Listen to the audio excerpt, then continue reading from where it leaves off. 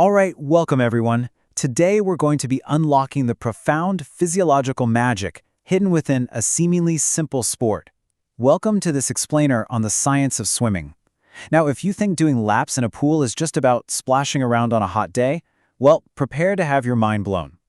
We're going to explore how water actually acts as the ultimate developmental tool for modern youth, serving as a literal shield against the side effects of our highly sedentary modern world.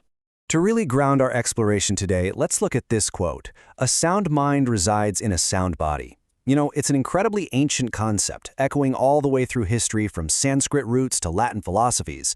But honestly, it is more relevant today than ever before. In fact, this exact philosophy is the beating heart behind the modern educational goals of the National Education Policy, or NEP 2020. Education and physical health, they aren't separate domains. They're really just two interconnected sides of the exact same coin. Okay, let's dive into this, literally. But first, why is understanding the science of swimming so absolutely critical right now? Well, it's because we're living in a digital era plagued by what researchers call hypokinetic diseases. These are chronic, serious conditions caused directly by a lack of physical movement and just generally sitting around too much. Swimming isn't just some recreational sport. It's the ultimate wellness lifestyle antidote to our modern immobility. So here is our game plan for today. We'll start with education and physical health. Then we'll look at swimming as a scientific exercise. After that, we'll cover the research method of a real-world study, dive deep into physiology and physical fitness, and then wrap things up with the social importance of these findings. Section 1. Education and Physical Health. So, modern physical education is way more than just running a few laps around a track. The National Education Policy 2020 strongly advocates for sports-integrated education to combat that looming threat of the digital age we just talked about, hypokinetic diseases.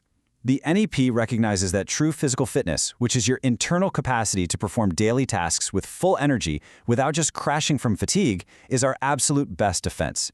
We literally have to cultivate a lifelong wellness lifestyle to fight back against the lack of movement built into today's society. Section 2. Swimming, a scientific exercise. All right, we're transitioning straight into the hard science of water-specific superpowers, starting with hydrodynamics. And consider this incredible fact. Water is actually 800 times denser than air. Think about that. When you get into a pool, you are entering a high-resistance, zero-gravity natural gym. Because of the upward buoyancy force of water, you can put your muscles through this incredible, intense resistance without putting any of that damaging high-impact pressure on your joints. It's basically the ultimate injury-free training ground.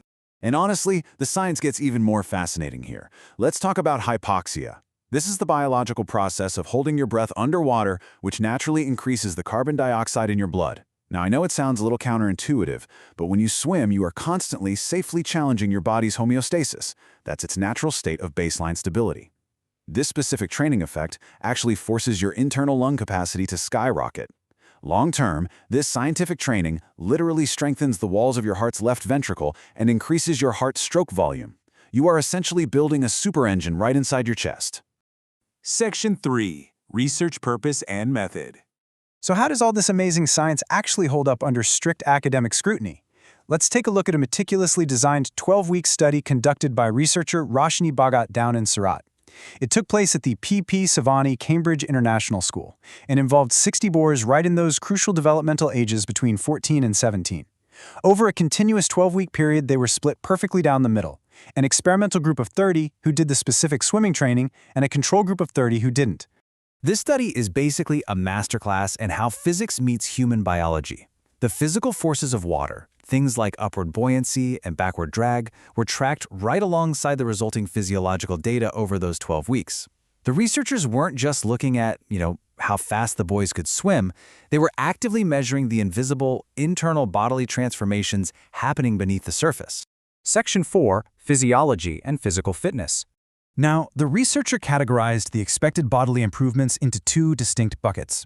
First, we have internal physiology. This includes measuring things like respiratory capacity and the regulation of blood pressure. And second, we have external physical fitness. This tracks outward performance metrics like explosive leg power, bodily flexibility, and overall agility. It's really a comprehensive look at both the hidden internal engine and the visible external machine.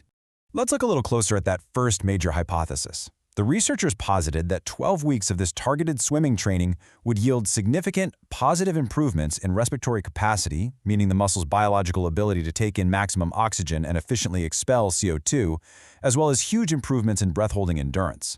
They also hypothesized a significant positive effect on regulating both systolic and diastolic blood pressure when compared to that control group. Next up, we have the physical fitness hypotheses.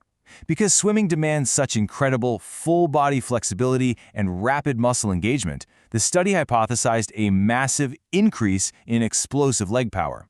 This is the ability of your large muscle groups, like the quadriceps and hamstrings, to instantly generate maximal force. They also expected major gains in agility, which is the motor ability to rapidly and accurately change direction without ever losing your balance. Section 5. Social importance and future. So, what do all these scientifically validated findings actually mean for society at large? Well, this data-driven approach proves that a swimming lifestyle provides vital, evidence-based protection against the absolute biggest threats to our youth today: sedentary-induced heart disease, asthma, and even mental stress. This isn't just about creating faster athletes for competitions. It's about providing scientific guidance to physical education teachers and offering a holistic blueprint for lifelong health that protects our joints while deeply fortifying our hearts and lungs. Which brings us to our final, pretty provocative thought for today. Based on all this robust scientific evidence, should swimming pools be mandatory in our schools? If we truly want to align with those NEP 2020 goals and conquer the digital age's sedentary diseases, shouldn't government policies actually mandate these injury-free, developmentally profound training facilities? I really hope this explainer leaves you thinking deeply about the immense power of water and where the future of physical education needs to go.